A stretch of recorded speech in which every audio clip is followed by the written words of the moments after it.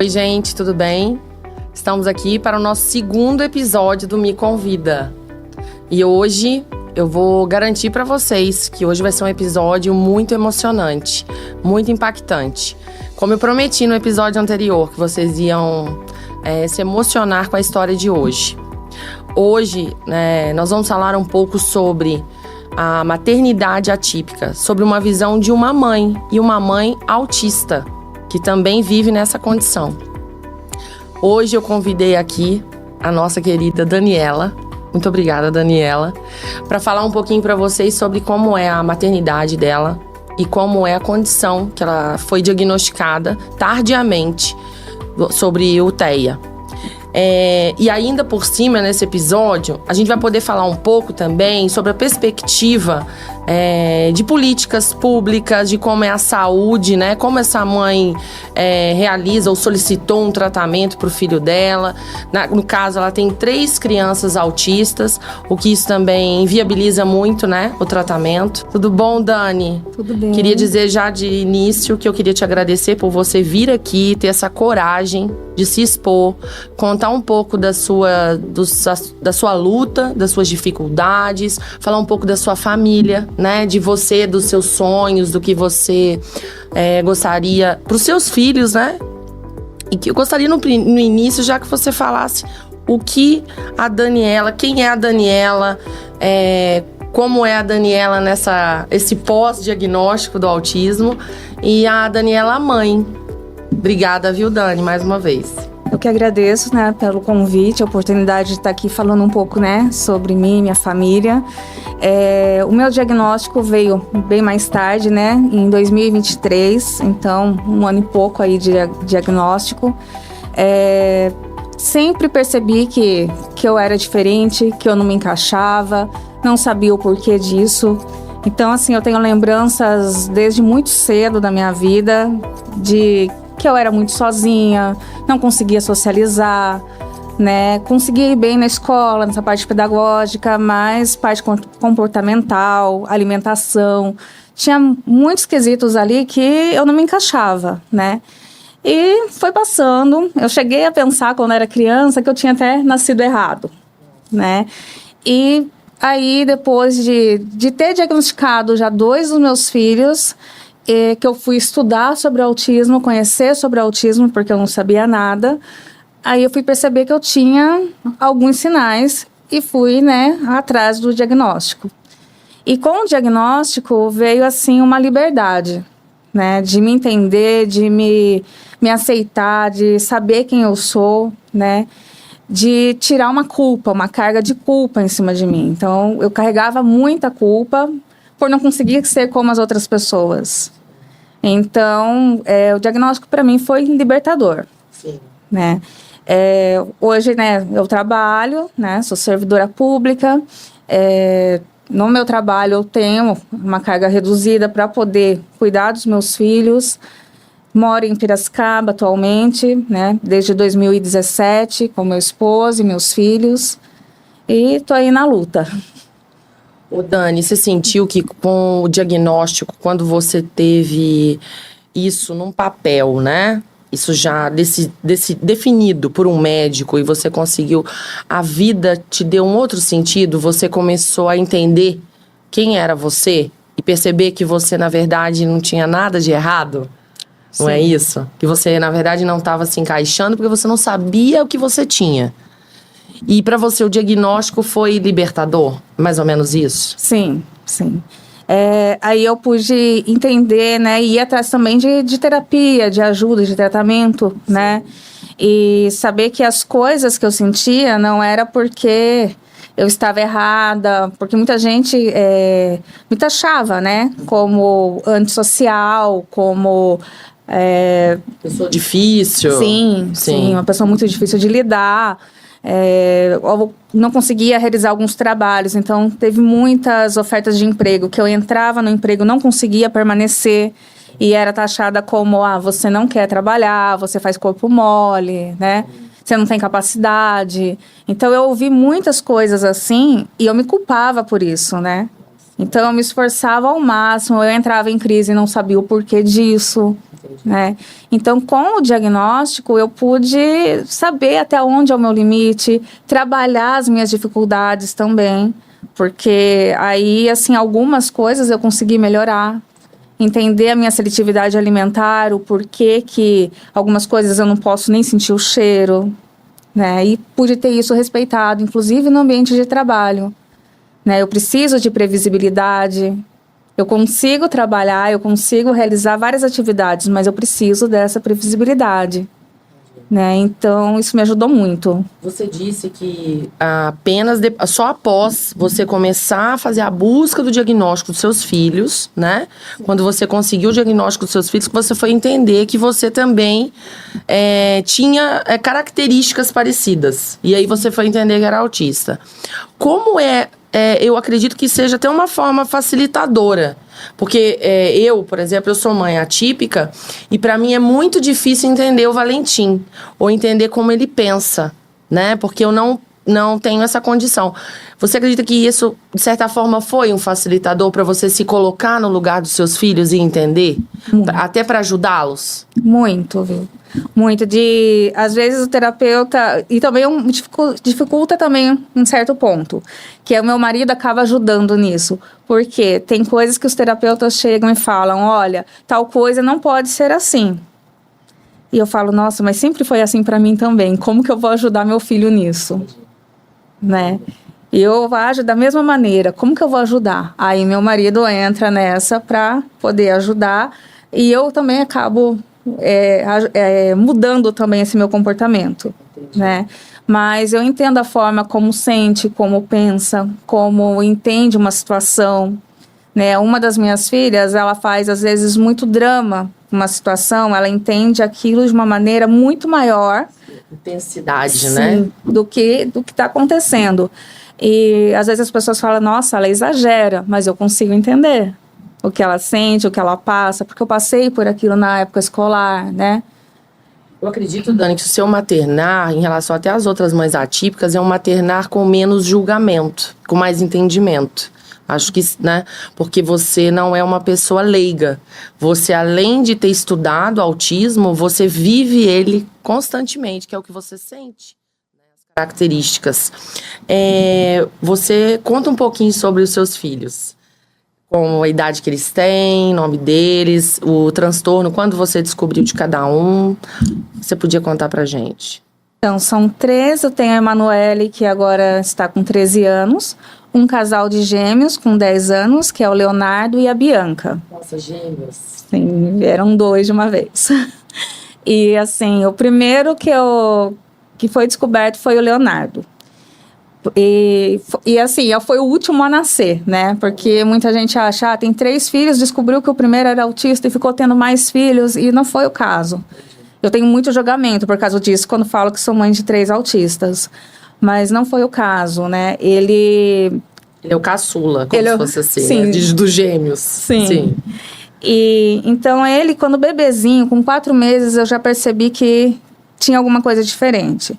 Ele, comparado à menina, ele não virava a cabeça, tinha uns pequenos atrasos. Eu falava pro pediatra, o pediatra dizia, não, tá tudo normal, é coisa da sua cabeça. Aí outras pessoas falavam, não, menino, você não sabe ser mãe de menino. Menino é mais devagar. E eu fui observando. A menina sentava, ele não sentava. Então, vários atrasos, assim, motores, ele não conseguia apontar com esse dedo. Então, vários pontos ali. Não queria colo, naquela época que a criança quer colo, ele queria o chão. Falei, não, tem coisa errada. Aí, eu comecei a achar que ele era surdo, porque eu chamava o nome e ele não olhava. Aí, eu fiz testes em casa com ele e descobri que ele escutava. E fui pesquisar na internet. E uma coisa que a gente fala para as pessoas não fazerem. O Google, né? Sim, mas acabei fazendo ali no desespero. E descobri que se encaixava no autismo. Não sabia nada de autismo. Nada. Mas aquilo se encaixava. Cheguei no pediatra e o Léo tinha muito problema respiratório também. Vivia com problemas, assim, doente. E o pediatra falou assim que eu não sabia ser mãe e que se eu chegasse com o menino doente de novo, isso na cidade que eu morava, não em Piracicaba, que eu chegasse com o menino doente de novo, ele ia tirar o menino de mim, internar e pôr uma medida que eu não chegasse mais perto do menino. Ele falou isso? Tirar a guarda? Tirar a guarda. Meu Deus do céu. Que profissional é esse? Aí eu saí de lá chorando, desesperada. Mas a hora que eu cheguei em casa, eu pensei, não, se ele tá mal e as meninas não estão assim, não sou eu. Justamente. Tem alguma que mãe coisa. tão ruim, péssima essa, que as duas meninas estão bem, estão sendo assistidas e você iria prejudicar o seu caçula. Então, o menor. Sim. Meu Deus. Aí, na cidade que eu morava, não tinha recurso, não tinha um neuro, não tinha nada. Especialista. Isso no convênio, né? Não tinha. Aí eu fui para a cidade vizinha, que era Sorocaba, que tinha recurso. Marquei um neuro, toda a família julgando, né? Mas eu fui. Aí, nessa consulta, foi examinado, foi pedido vários exames para ele e passar com vários profissionais, porque ele estava com um problema gastro, ele estava com esse problema respiratório, tinha vários problemas. Então, foi um ano aí passando por vários especialistas. Sim. E aí ele tinha adenoide, o nariz dele era todo tapado, por isso que ele tinha problema respiratório, né? Foi no gastro, fez tratamento, então passamos por tudo e voltamos lá um ano depois, aí foi diagnosticado com autismo. Quer dizer, o pediatra te julgou, mas nem te encaminhou para um otorrino para descobrir o problema respiratório que ele tinha. Ele achou mais fácil culpar a mãe. Sim, como sempre, culpar a mãe. Sim. Né? Então, é aquele peso que a mãe tem que carregar, né? Sim, a culpa, né? Sim. Como se a gente já não se culpasse o suficiente, né, Dani? Sim. Imagina. Aí veio o diagnóstico dele. E nessa época eu já tinha feito fisioterapia com ele, porque ele demorou para andar, ele foi andar com 2 anos. Sim. E o fisioterapeuta falou para mim, olha, ele é normal, não tem nada. Ele vai andar quando ele quiser, ele é preguiçoso. Aí tá, saiu da fisioterapia, fazia fono, isso tudo na outra cidade. Ele não é autista não, é da sua cabeça. Tudo era da minha cabeça, todo mundo falava que era da minha cabeça. Mas eu continuei, eu enfrentei todo mundo. Dani, você já percebeu, eu não sei se você já ouviu outros casos de outras mães, mas lá na associação que nós temos, né, de mães autistas, a maioria, quando traz para nós essa suspeita, a primeira coisa que elas informam para nós, ou que elas passam, é que elas foram invalidadas. É que a família, em vez de ouvi-las, né, sugerir para que leve no especialista, elas invalidam aquela mãe, como se ela estivesse louca, como se ela quisesse que aquela criança tivesse algo, como se aquela mãe estivesse exagerando, ou então até mesmo seja um excesso de proteção ou de cuidado. Mas eu acredito assim, se as famílias que nos ouçam, tem que pensar o seguinte, se a mãe entende que há algo errado, por que não a gente fazer uma investigação? Por que nós não deveríamos fazer uma investigação? Porque se não tiver nada, ótimo, a gente vai eliminar isso, né? Sim. Imagina a sua luta, 1 ano sendo invalidada por profissionais e família. Sim. Você lutou sozinha para você ter esse laudo do seu filho hoje. Isso, gente, e tem que existir acolhimento. Acolhimento para a mãe, acolhimento para essa pessoa, porque é você que cuida dele, você que conhece ele. E eu sempre falo, a mãe é a primeira a desconfiar, é a primeira a saber. Nós sabemos disso, porque o filho é da mãe, não tem jeito. O pai pode ajudar, pode auxiliar, pode ser o mais participativo do mundo, mas o filho tem um apego diferenciado, e principalmente o autista. Tem uma dependência enorme, né? Sim. E depois veio o diagnóstico da sua menina. Aí você começou... Como que você começou a investigar o diagnóstico da sua filha do meio? Demorou bastante, sabe? O dela foi o último diagnóstico. Porque depois do diagnóstico do Leonardo, nós fomos embora da cidade que a gente morava, de Itapetininga. E nós pegamos remoção por saúde e viemos para Piracicaba para poder tratar ele. Então, nós fomos para Piracicaba já por tratamento, né? Tinha mais recursos. E aí eu fui estudar, eu fui aprender. Eu tinha que saber com o que eu estava lidando, né? Então, eu fiz curso, eu fiz pós-graduação na área. E nesse estudo, né, principalmente na época da pandemia, eu aproveitei muito essa época para estudar. Então, aí eu descobri da minha filha mais velha, que ela estava entrando na adolescência. Aí, nessa época, eu comecei a perceber alguns comportamentos que ela já tinha desde criança, mas se intensificaram na entrada da adolescência. Eu falei, não, tá acontecendo alguma coisa. Tem alguma coisa aí. E aí, eu estava numa matéria da pós que falava de autismo da adolescência. Eu conversei com um professor meu numa aula, um professor muito renomado, né, que é o Dr. Luciano Lacerda, e ele falou, olha, seria bom investigar, né, passa ela por uma avaliação. E aí eu passei e fechou o diagnóstico, mas também não foi fácil, porque foi meu marido que levou ela, né, porque eu e meu marido, a gente se divide aí, porque são 3 crianças, os 2 trabalhando fora, né. Então, ele levou ela na neuro. E eu tava com o menino na terapia. Então, e meu marido é japonês. Ela virou pra ele e falou assim, não, ela não é autista, porque a culpa é sua, porque você é japonês. Porque você é rígido com ela, então ela tá agindo assim, porque japonês são todos rígidos. Sem conhecer o meu marido. Isso era uma profissional neuro? Neuro, pelo plano de saúde. Bom, agora a gente já tem uma noção, porque os diagnósticos estão saindo da forma que estão, né? Sim. Da forma equivocada. Acho que é despreparo dos profissionais, né? Totalmente. Não precisa nem falar. Não, a gente não pode dizer números ou falar aqui os números, mas a gente sabe que alguns não estão preparados.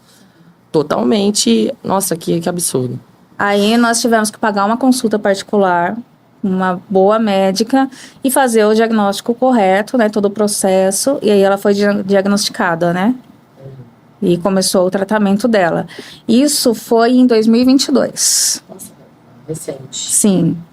Aí veio o meu diagnóstico em agosto de 2023, e o da Bianca, que é a gêmea do Leonardo, foi vir em dezembro de 2023. Foi a última. Porque, assim, se fosse medir, assim, de leve a mais grave, ela seria mais leve, né? Só que ela tem muita ansiedade, e ela começou a ter crises na escola, ela tem muita sensibilidade ao barulho, e a seletividade alimentar dela é muito grave. Mesmo? Muito forte, que na verdade chega a ser um transtorno, TARI, né? Um transtorno alimentar, é mais grave que a seletividade. Porque os 3 têm seletividade, mas o dela é mais agravado, né? Vamos dizer assim. Aí ela foi diagnosticada, ela é a única que não precisa tomar nenhum medicamento, mas faz acompanhamento, né? Com terapia, com nutricionista, agora já está melhorando bastante. Então, o diagnóstico foi muito bom, que podem até falar, olha, nem precisa de remédio, para que o diagnóstico? Mas com as terapias está ajudando muito. Ela já está comendo várias coisas que antes não chegava nem perto. Ela tem acompanhamento com nutricionista, então? Tem sim. Dani, você tem 3 filhos autistas. Você também, como autista, você sabe que autistas são diferentes. Você pode ter 5 autistas numa sala ou numa escola. Os 5 com nível 1 de suporte. Mas cada um tem uma característica diferente. Cada um vai ter uma facilidade ou uma dificuldade diferente. Como você faz para lidar com essas diferenças dentro do espectro de 3 filhos autistas e totalmente diferentes e com necessidades diferentes? É muito difícil. Não é fácil. Dia a dia. Não é fácil. Então, a gente procura respeitar, né, a limitação de cada uma das crianças, né? Mas também tem que colocar limite. É esse equilíbrio aí que é difícil, né? Porque não deixa de ser criança. Né? Não deixa de ser criança, de testar os limites, como toda criança. Mas tem aquele que gosta de gritar e tem aquele que não suporta o barulho. Né? Tem aquele que tem uma rigidez cognitiva imensa e tem aquele que gosta de tudo jogado. Então, você tem que estar sempre ali equilibrando tudo. É bem difícil, mas a gente procura ter uma rotina, né? E cada um respeitar o seu espaço. Então, a casa que a gente mora, né, hoje em dia é uma casa alugada, né? E tem um quarto para a mais velha. Hoje a gente consegue ter um quarto para a mais velha e outro quarto para os gêmeos. Então, assim, ficou melhor. Quando eram os 3 no mesmo quarto, já não estava dando certo. Sabe? Então, tem que ter um computador sempre à disposição do menino.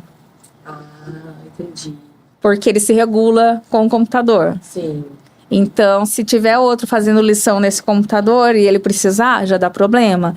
Então, às vezes tem coisa que aos olhos das outras pessoas parece frescura até. Ah, tá dando tudo que a criança quer. Não, mas a gente precisa fazer algumas adaptações para que ele consiga praticar, ele consiga fazer as atividades da vida diária dele, né? Sim. Para ir se regulando. Sim. Na questão do tratamento, hoje os 3 estão em tratamento. Como foi essa questão do tratamento? Hoje os 3 fazem terapia. Você conseguiu algumas especialidades, alguns médicos especialistas para dar esse tratamento também, além da nutricionista? Então, o tratamento é bem difícil. É uma briga constante com o plano de saúde. Imagina. Né? E depois que eu fiz a minha pós, eu fui perceber que aí eu fui descobrir que tem tratamentos e tratamentos. Tem o que funciona, que é baseado em ciência, e tem aqueles que você está só perdendo seu tempo e seu dinheiro.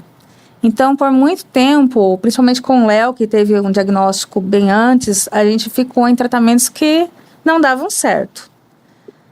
E aí hoje eu posso dizer que está num tratamento muito bom. Os gêmeos, eles estão num tratamento muito bom, numa clínica muito boa, né? Com terapia ABA, que é uma ciência, né? E a gente está vendo o resultado, é visível, né?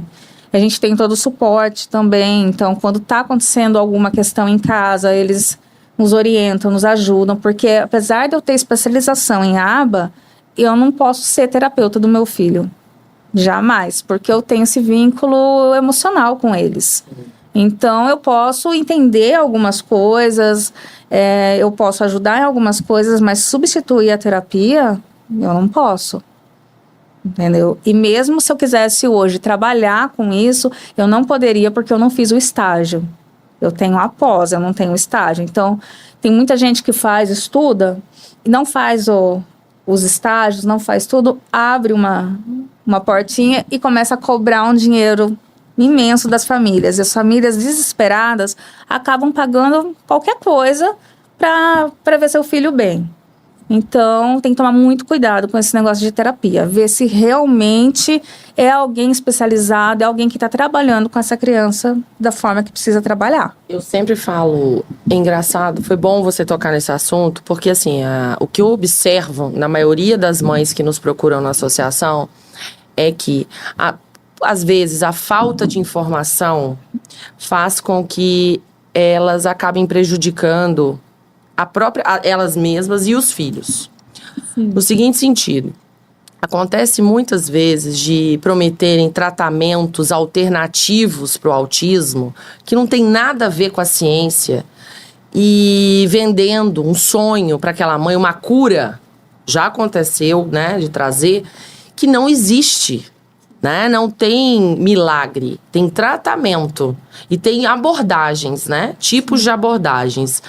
Por isso, assim, o conselho que eu sempre falo quando vem essa mãe na PAP por mais que você tenha dificuldades financeiras ou tempo necessário para saber um pouco mais sobre o TEA, porque hoje a internet é uma plataforma que nos ajuda muito a gente a ter acesso à informação.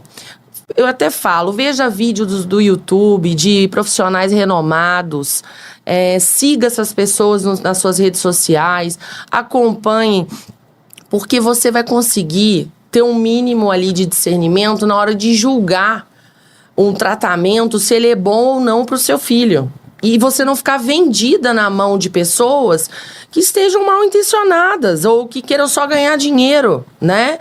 Que igual você falou, quantas vezes eu perdi dinheiro aqui em tratamento porque eu não tinha conhecimento. E a mãe fica nessa situação, porque ela faz qualquer coisa, porque você está vendendo um sonho para uma mãe. Porque você, imagina, um profissional vira e fala assim, não, porque eu tenho uma vacina, porque eu tenho um floral, um óleo, um tratamento que vai salvar, vai tirar o seu filho do autismo. Você, como mãe, você vai fazer qualquer coisa. Então, porque é o que você quer resolver para ele, porque você quer que ele deixe de ser autista. Só que é isso que a gente quer trazer aqui no episódio, eu trouxe no episódio anterior, autismo não tem cura. Autismo tem tratamento.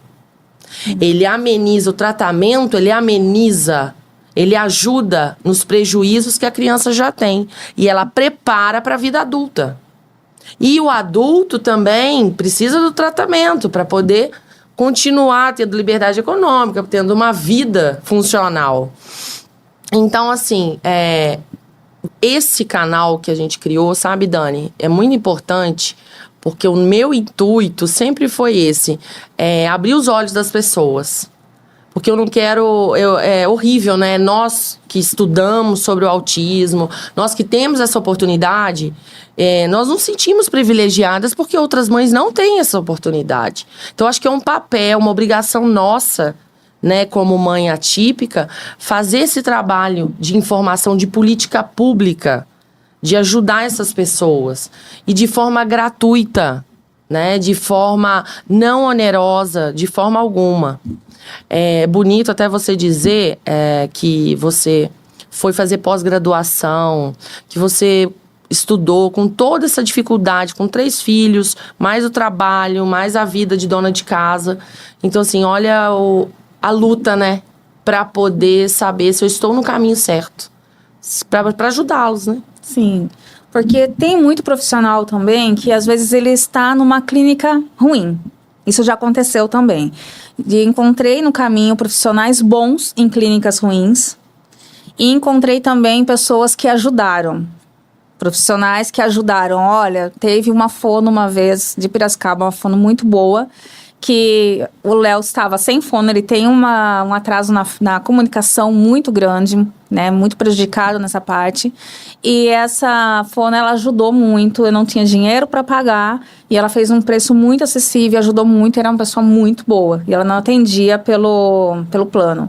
Então, encontrei pessoas boas antes, mas encontrei alguns também que atrasaram muito. E quem descobriu o autismo, principalmente as crianças novas, pequenas, tem que procurar o tratamento o quanto antes. Tratamento, sabe, com comprovação científica. Não cai em conversa de cura, não cai em conversa de toma um chá, não sei das quantas lá, que vai resolver o problema. Isso não existe, né? E o quanto antes, mais chance seu filho vai ter de se tornar independente. Porque a gente tem que pensar no futuro dessas crianças, né? A gente não dura para sempre. Sim. A gente tá falando aqui de plano de saúde, das clínicas, mas tem aquela questão também, né? De quem está contando com o SUS, né? Isso também já é um outro nível de dificuldade imensurável. Fonoaudióloga a cada 20 dias. Uma criança que vai à fono, a cada 15 dias ela vai falar? Não vai falar. Então, eu acredito também que o tratamento pelo SUS, você nem passou pela sua cabeça, porque inviabilizava, né? Inviabiliza totalmente o tratamento. Então, para a Emanuele, agora eu procurei tratamento pelo SUS, porque eu não estou conseguindo pelo plano. Eu estou procurando as vias, mas tudo tem prazos, né? E eu tô com medo de ficar sem a medicação dela, que a medicação dela não pode parar, não pode interromper. Então, eu procurei o SUS, e como ela tem algumas comorbidades um pouco mais sérias, eu consegui um encaixe médico para a próxima segunda-feira. Que ótimo. Então, eu quero ver como que vai ser, né? Mas, então vai ser minha primeira experiência no SUS. Eu tenho a experiência no plano, que está muito difícil, né? Então, eu imagino o SUS, né? E tenho a experiência no particular, que é aquela coisa, você passa... Eu, como 2 dos meus filhos passam no particular, meio ano pagando as consultas. Porque fica muito caro, não é fácil. Meio ano pagando. A gente sabe, né, Dani, que para você ter um tratamento, uma evolução significativa, que aquela criança ela vá, sim, evoluir, ela precisa ter a família, que contribua, estimule, né, ajude, a escola e tratamento. E nós vemos, né, que a escola é um outro fator que é muito difícil, de pouco acesso às crianças que têm algum transtorno ou qualquer tipo de deficiência, por causa do professor especializado. né? Nem todas as escolas municipais ou estaduais estão conseguindo fornecer esse profissional. Como foi sua experiência na escola, quando você precisou desse profissional e precisou recorrer? Então, em Piracicaba, quando precisou, porque dos meus 3 filhos, somente o Léo precisa. Né? Ele é bem independente, então ele precisa de alguém do lado dele o tempo todo. Não tinha, né, no começo, foi falado que ele estava em adaptação e pedido para ir buscar ele na hora do recreio. E isso foi se estendendo. Aí, quando eu fui na primeira reunião de pais, eu vi que a nota dele em Geografia, História e Ciências era 5. E as outras eu via que realmente tinha sido avaliado. E eu perguntei o porquê desses 5. Como eu já fui professora, eu sabia que era costume dar 5 para a criança passar. É que ele não assiste essas aulas, mãe. Eu falei, como ele não assiste? Aí depois do recreio ele vai embora. Eu falei, então ele está perdendo conteúdo? Então quer dizer, a escola estava pedindo para você buscar o seu filho na hora do intervalo. Ele perdia a aula só para eles não terem que indicar um professor especializado para ele? Isso que estava acontecendo. Porque a Secretaria da Educação não mandava o professor para a escola. Meu Deus. Na verdade, não era a escola, era a Secretaria da Educação. Secretaria Municipal da Educação. Não mandava. Isso é a mesma coisa de você negar a vaga. Porque ele só ficava meio período, não podia ficar depois. Aí eu pedi na escola esse profissional, eles falaram, olha, a secretaria falou que não tem. Aí eu fui até a UNUMAP, que é o núcleo lá, não tem. Aí entrei em contato com a supervisora, por telefone, que eu consegui. Aí ela me retornou, eu estava no meu trabalho, e ela falou, olha, a resposta é não. Eu sei que você quer, mas não tem.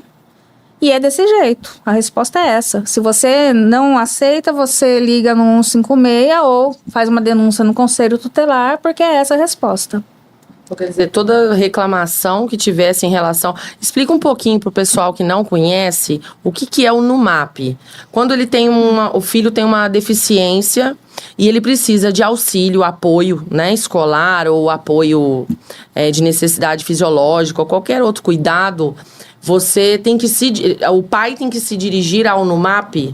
Não, a própria escola, né, quando essa criança tem um laudo, solicita ao NUMAP que vá até a escola, é feita uma avaliação, vai um professor, né, que é especializado em educação especial inclusiva, e é feita uma avaliação dessa criança, e essa criança é acompanhada pelo NUMAP.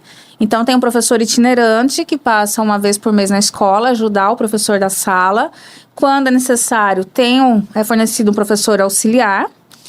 E também, quando necessário, essa criança faz acompanhamento na sala de recursos, né? O AEE. Entendi. Então, tem todo esse acompanhamento. Então, se o NUMAP recusar-se, entender que o seu filho não precisa, eles não vão fornecer. Não vão fornecer. E aí ele vai ficar lá na sala de aula sem nenhum tipo de assistência. Sim, ou senão vai fornecer para a sala de aula toda com várias crianças. De todo tipo de deficiência? Sim, para 2 com deficiência, mas às vezes dá certo. Às vezes é uma deficiência que dá certo, às vezes não. Às vezes é um cadeirante, uma criança que corre pela escola toda. Entendi. E quando você não tem esse profissional e o seu filho por algum motivo precisa desse aprendizado, ele não pode ir à aula, ele não pode ir na aula. Sim, fica impedido. Fica impedido, né? Fica porque como que a escola vai fazer? Entendi. Né? Aí eu não quis ligar no 156 e nem ir no Conselho Tutelar, porque tudo pertence à prefeitura. Falei, não vai resolver. Aí o meu esposo foi no Ministério Público. Enquanto meu esposo foi no Ministério Público, eu fui até a escola e falei que ele estava indo no Ministério Público. Porque o Leonardo tinha direito, por lei, de estar dentro da escola com uma auxiliar. O laudo dele pedia uma auxiliar. Aí eles entraram em contato com a supervisora. Eu estava na porta da escola, a supervisora me ligou falando que no outro dia teria esse profissional de apoio. Entendi. Aí foi resolvida a questão. Sabe um apelo que eu acho que a gente deve fazer para a prefeitura de Piracicaba ou das outras cidades? Vamos evitar a judicialização. Vamos evitar. Porque isso é um transtorno para a família, porque a criança está perdendo o aprendizado, a escola. É uma judicialização que prejudica o Ministério Público, porque poderiam estar tratando de matérias assim, muito, muito importantes. né? Porque isso aí não é matéria do judicial, isso aí a prefeitura tem que fornecer, ela tem a gestão para fazer. E isso é um trabalho muito difícil também para a própria criança que quer ir para a escola, quer socializar, quer ver os amiguinhos e não pode. Ela tem que ir embora mais cedo, porque não tem um profissional, ou então nem pode estudar. Então, assim, o NUMAP, ele tem que existir, ele tem que funcionar. Sim. Não é isso? Sim. E eu acredito que tem que ter um profissional da área da saúde para testar se a criança precisa ou não. Porque a criança está com laudo médico e o médico está dizendo que essa criança precisa de apoio na escola. Então, se ela precisa, a pedagoga não pode dizer que não, porque ela não tem especialização para contestar. E é o que a gente vê. O que tem acontecido agora é que os médicos estão se negando, médicos de plano e do SUS também, estão se negando a colocar no laudo que precisa. Do apoio, do acompanhamento. Sim, isso está acontecendo agora. Por uma pressão. Você acredita que isso é uma pressão tanto do sistema público quanto do privado? Sim, com certeza. Imagino. Com certeza. Depois dessa lei, né, que teve agora do Estado, eu percebi isso. Que várias mães vieram me relatar que pediram para ser colocado isso no laudo. Falou, não, isso a gente não coloca mais. E tem uma informação que às vezes as pessoas de casa não sabem, ou porque não tem filho autista, ou desconhece. Mas o seu filho tem um acompanhamento, por exemplo, de um professor especializado na rede municipal. Quando ele vai para o 9º ano, né? Sexto ano, ele vai para o estado, para a escola do estado, ele tem que fazer todo o pedido novamente. Ele tem que comprovar que é autista, ele tem que comprovar que ele precisa do acompanhante. Então, peraí, como assim o município não conversa com o estado? Então, uma criança que tinha necessidade até o ano passado na escola do município, não está garantido que ela vai ter na outra escola do estado? Mas o que mudou? Ela não deixou de ser pessoa com deficiência. E isso também eu não entendo. A gente está falando de estado, município, é diferente? As pessoas não se conversam? E vai ter... Qual que é a dificuldade, né? Sim, eu vou ter que fazer isso ano que vem, porque ele vai para o 6º ano, eu vou ter que fazer todo esse processo novamente. Justamente, então assim, por que as pessoas estão dificultando a vida das mães, das famílias e dos autistas? Porque é só dificuldade. Para a criança poder se alimentar, porque ela tem seletividade, ela só come uma determinada comida, ela precisa de levar um relatório assinado pelo médico, levar para a escola, para essa criança não passar fome na escola e poder se alimentar. Sim. E mesmo assim, às vezes, esse relatório ele vai e volta 5, 6 vezes, porque eles não aceitam. Eu acredito, eu tenho certeza que isso é para inviabilizar a criança na escola. Porque isso está querendo dizer... Sabe quando a prefeitura faz isso, ou o Estado? Ela está dizendo assim, nós não queremos os filhos de vocês aqui. Nós não queremos trabalho.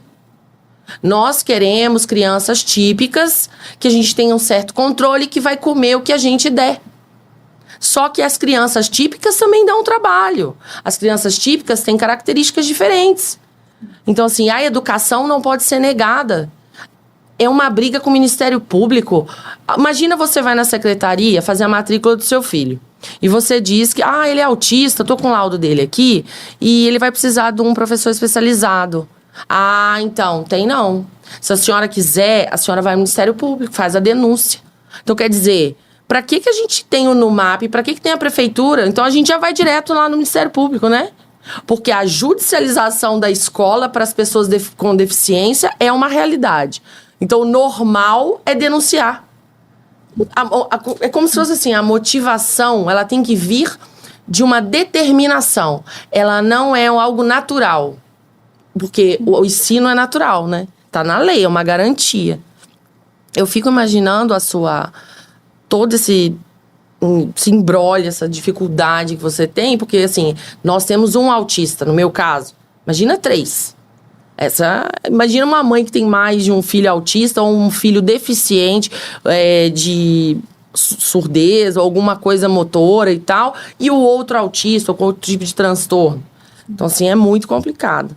Isso que a escola que os gêmeos estão agora, né, que é o último ano deles, infelizmente, é uma escola muito inclusiva. Eu falei, quem negou foi a Secretaria Municipal. De ensino municipal. Isso. Não foi a escola. Sim. A escola é muito inclusiva. Até porque, Dani, a escola não tem esse poder de decisão, de gestão. Elas só comunicam, Sim. né? Você leva lá e a escola fala, olha, eu não tenho esse profissional. A diretora da escola, a escola, na verdade, coitada, fica vendida, né? Porque ela não tem o que fazer, porque essa decisão não é dela, é da secretaria. Porque existe um setor responsável para fazer isso. E esse setor não nos ouve. E não quer nos ouvir no primeiro momento. Dani, além de tudo isso, eu queria que você falasse um pouquinho sobre preconceito. Se você já sofreu, como é a sua situação, assim, se você se sente julgada muitas vezes por estar nessa condição também. Porque é muito difícil. Sim, tem hora assim que a gente acha que vive numa ilha, porque muitas pessoas se afastam, né? Amigos que a gente tinha, já aconteceu de pessoas que a gente tinha, assim, dentro de casa, como irmãos, assim, né? Tinha essa amizade como se fosse um irmão da gente, considerado. E casou e não convidou para o casamento e falou assim, olha, eu esqueci, né? Porque não queria um autista dentro do casamento, né? Não por mim, mas pelo Léo, que não para quieto, né? E festas de família, nunca mais veio convites, nada. Todo mundo se afasta, né? A vida social de vocês, então, ela, desde que o Léo foi crescendo e foi vendo essas dificuldades, e você também tinha 3, né, com cada uma sua característica, as pessoas foram se afastando. Amigos, familiares. Sim, daquela época todos foram se afastando, porque minha mãe já é falecida desde a minha adolescência, né? E daí o restante da família foi se afastando. Eu tenho uma irmã que era mais próxima, mas já não mora mais no país, né? Então... A distância já faz isso, sim, né? A gente conversa, mas não tenho mais... E ela também tem uma filha autista, então... ela também vive essa mesma realidade que eu. Então, E por consequência do afastamento das pessoas, como ficou a sua rede de apoio? Zero. Só eu e meu esposo. E com isso, o seu autocuidado, como ficou? Para equilibrar os pratinhos, como que ficou isso? Fui deixando de lado, sabe? Então, tanto que o meu diagnóstico foi um dos últimos, porque não que eu fui perceber isso só em 2023, mas sempre tinha alguém antes. Sempre tinha alguém, não, primeiro um filho, primeiro ovo, depois o outro. Eu sempre fui deixando eu de lado, né? Fui me deixando e, assim, a terapia tem me ajudado muito e tem, assim, meio que me forçado a me cuidar. Mas tá difícil. Eu imagino. Tá difícil. Eu fui deixando totalmente de lado. Sim. Fui deixando para trás mesmo. Eu deixar de fazer coisas e esquecer das coisas que eu gosto. Isso é muito importante. Porque uma mãe feliz, eu sempre falo isso, né? Quando a gente tá bem, a gente aguenta qualquer crise, qualquer gritaria, pode se jogar no chão, porque a gente tá bem. Não é? Quando você teve um dia, um momento, porque a gente não pede muito, não. É um momentinho, é tomar banho sozinha. É ir ao banheiro sozinha. Coisa assim que para muitas pessoas falar assim, uma criança de 10 anos, mas uma criança de 6 anos, não, a gente tem que estar sempre junto. Porque senão não toma banho direito, não escova o dente direito. Eles têm um prejuízo, um atraso em algumas tarefas da vida diária, e você não é uma pessoa sozinha. Você não consegue fazer o básico sozinha. Porque você tá sempre dando apoio pro seu filho ali. Eu nem lembro a última vez que eu tomei banho sozinha. Sabe? Porque eu não posso. Porque como eles têm uma rotina, se eu quebrar essa rotina, eu posso gerar uma crise, que isso vai desencadear por exemplo, uma não alimentação, ele vai ficar sem comer. Então, para evitar tudo isso, a gente faz. Não é assim? Sim. E aí a gente não se cuida, a gente não vai... Nós não fazemos nada pra nós, né? Não. Porque a mãe já se doa naturalmente, Dani. A gente sabe disso. A gente, né? Nasce uma mãe, a gente esquece da gente. Mas na tipicidade, na criança atípica, é bem mais intenso. Porque 100% da demanda é nossa. E isso é uma questão. E como você disse, não tem apoio da família, não tem apoio dos familiares. Os familiares começam a achar a criança chata. Dá trabalho. Nossa, essa criança veio aqui, correu, quebrou, grita. Aí o seu filho é um incômodo para as pessoas. E aí ninguém quer ficar perto. E a gente vai ficando sozinho, isolado, só você, seu marido, seus filhos. E cada vez menos vida social. Cada vez menos um teatro, um cinema. Porque você começa a não querer sair.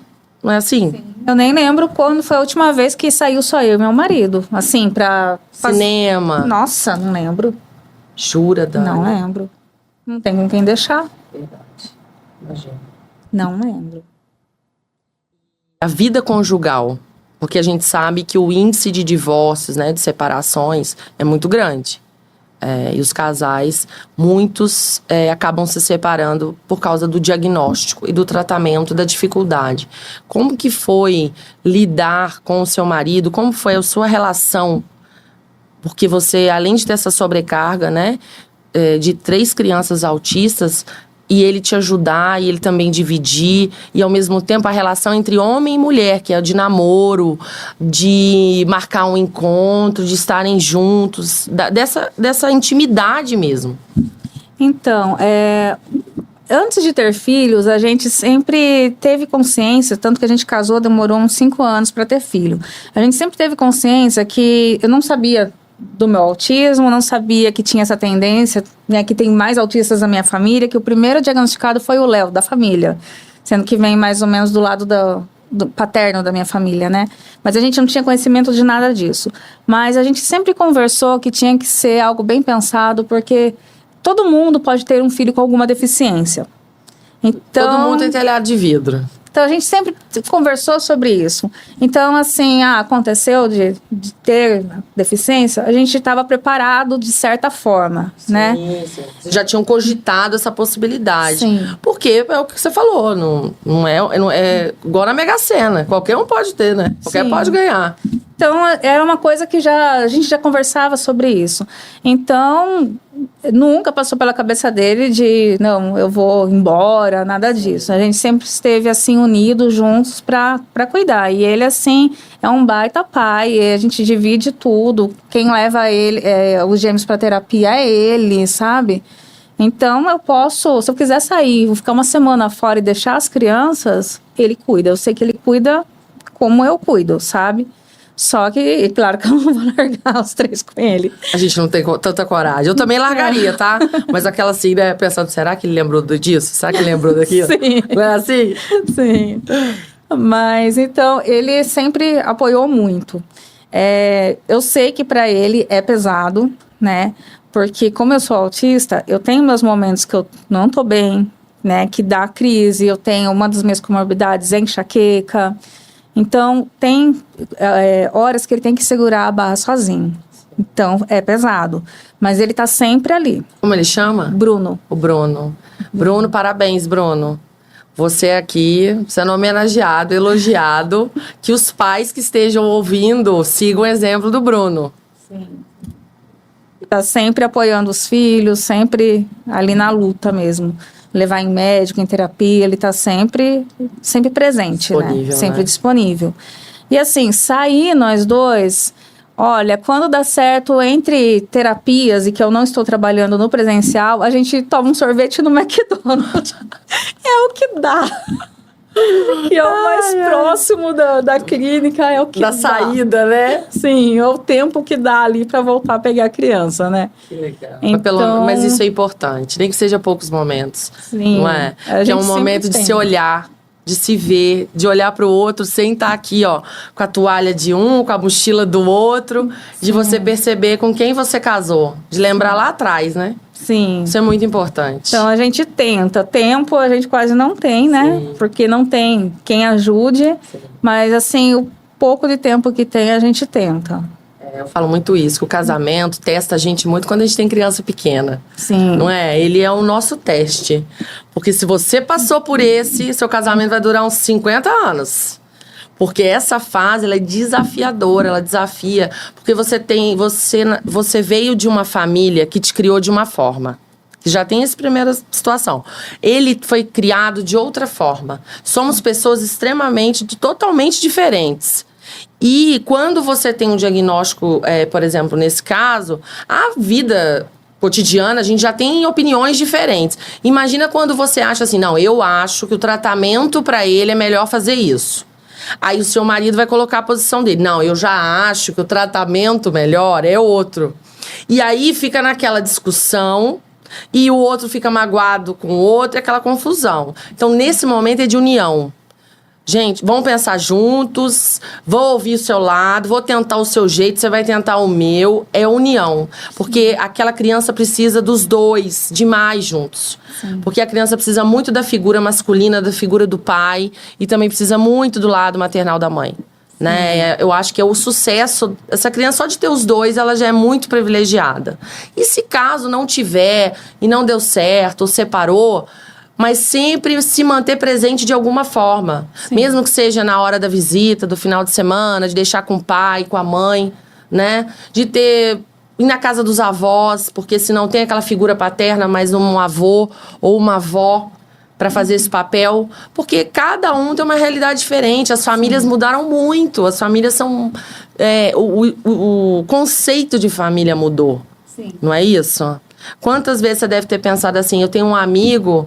que ele é muito mais próximo a mim do que um irmão. Sim. Não é assim? Sim, com certeza. As relações, né, que fazem. Uhum. E hoje, Dani, se você fosse, assim, dar um conselho, se você fosse falar para todo mundo que está te assistindo aqui agora, de tudo isso que você passou, dessa luta, do quanto você é uma mulher resiliente, resistente, corajosa e que não deixa a peteca cair, tá ali lutando por eles.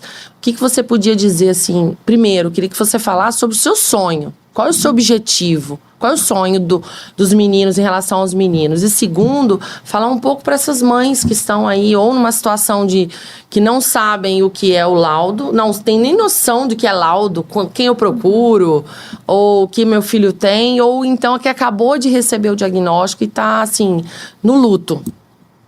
Então, meu sonho para eles é que eles sejam o mais independente que eles puderem ser. Não existe a cura para o autismo, né? Mas que eles consigam ser o melhor que eles puderem, desenvolver o máximo que eles puderem, para ter uma vida mais funcional possível, né? Cada um dentro das suas limitações. E isso é o que eu espero para eles. Para quem está em busca de um diagnóstico, né, que o laudo nada mais é do que o papel assinado pelo médico, né, dizendo o diagnóstico da criança. Quem está em busca desse diagnóstico tem que procurar para uma criança um neuropediatra, se for um adulto, um psiquiatra especialista em autismo, né? Se for pelo SUS, o CRAS, tem o CRAS juvenil para as crianças, adolescentes, e tem o CRAS normal, né, que é por setor, para os adultos. E se for, né, plano ou particular, daí procurar em clínicas. Quem já recebeu o diagnóstico, né, está vivendo luto. Nem todas as pessoas passam por esse luto, mas a maioria, sim. Eu sei que é desesperador, você não sabe por onde começar, não sabe direito do que se trata o autismo. Respira, né, permita-se viver esse luto. Ele vai passar, mas permita-se sentir isso. Não se culpe por estar se sentindo assim. É normal. E vai se informar com pessoas realmente renomadas, realmente competentes, né? Tem muita coisa, né, como você falou, Michele, sobre o autismo, explicando. Você não precisa fazer uma pós-graduação. Você não precisa gastar dinheiro com isso, tá gratuito, né? No YouTube, nas redes sociais, você encontra, né, muita informação de pessoas realmente capacitadas, renomadas. Vai aprendendo sobre isso, vai atrás dos seus direitos, procure entender sobre as leis, sobre os direitos que você, como mãe, como pai, né, e a criança tem, e vai atrás dos seus direitos. As coisas vão melhorar, as coisas vão se encaminhar, e também procure outras pessoas que já passam por isso, que já têm uma experiência, já têm uma caminhada, que vão poder ajudar e orientar. Verdade.